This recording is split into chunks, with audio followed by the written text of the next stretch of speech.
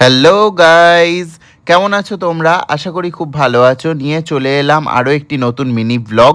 চলো তাহলে শুরু করা যাক। সেদিন আমরা দুই ভাই মিলে বেরোলাম ট্রেনের উদ্দেশ্যে।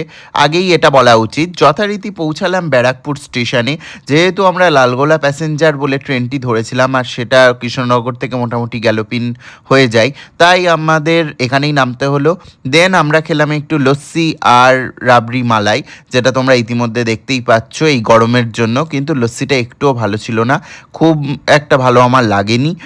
দেন আমরা ধরলাম একটা শান্তিপুর লোকাল, যেটা ধরার উদ্দেশ্য আমাদের সেরকম ছিল না, কিন্তু আমাদের বাধ্য হয়ে ধরতেই হলো। যেহেতু আমাদের গন্তব্য স্টেশন হলো সোদপুর, আর লালগোলা যে ট্রেনটি ওটা সোদপুর দাঁড়ায় না, সেটা সবাই জানো তোমরা, কম বেশি যারা ট্রেনে যাতায়াত করেছো। সোদপুর স্টেশন থেকে বেরিয়ে ধরলাম আমরা একটি অটো, আর পৌঁছালাম মধ্যমগ্রাম চৌমাথা মোড়। হ্যাঁ, মোড়ই তো বলে যত সম্ভব। যাই হোক, এখানেই দুজনের অবস্থা প্রায় দেখতেই পাচ্ছ, গরমের চোটে হালাত খারাপ হয়ে গেছে দুজনার। আর তার মধ্যেও এই গরমের মধ্যেও আমরা যাচ্ছি, কি উদ্দেশ্য সেটা আরেকটু পরে রিভিল করছি তোমাদের সাথে। ওখান থেকে আমরা পৌঁছালাম বাবার কাছে, অর্থাৎ পুলিশ লাইনে। আর সেখানে আমরা একটু বসে জল খেয়ে একটু রেস্ট নিয়ে আমরা পুনরায় আবার ওখান থেকে বেরিয়ে গেলাম।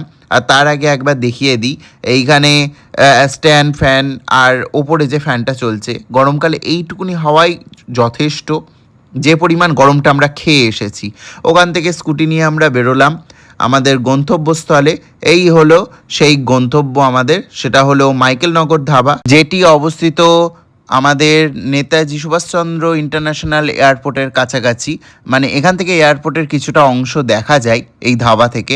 আর এখানে এসে আমরা দেখা করেছিলাম, মানে আমাদের মিট আপ ছিল দাদার এই বন্ধুটার সাথে, যার সাথে 1 বছরেরও বেশি সময় আগে দাদা দেখা করেছিল। তখনও আমি এসেছিলাম ওর সাথে, ওই জন্য এবারেও আমি এসেছি।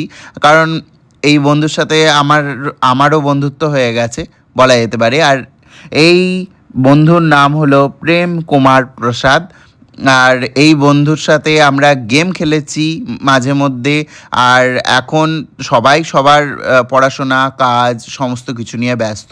তার মধ্যেও একটা দিন বার করে আসা। আর সত্যি বলছি, এইটুকুনি সময়ে প্রচুর গল্প হয়েছে, খাওয়া দাওয়া হয়েছে। আর তার থেকেও যেটা হয়েছে, খুব ভালো সুন্দর সময় কাটানো। তারপর আমরা স্কুটি জমা দিলাম বাবার কাছে, এবং এই ভ্যানে আমরা বাড়ির পথে রওনা হলাম। চলো এবার বাড়ির উদ্দেশ্যে তাহলে আমরা রওনা হই।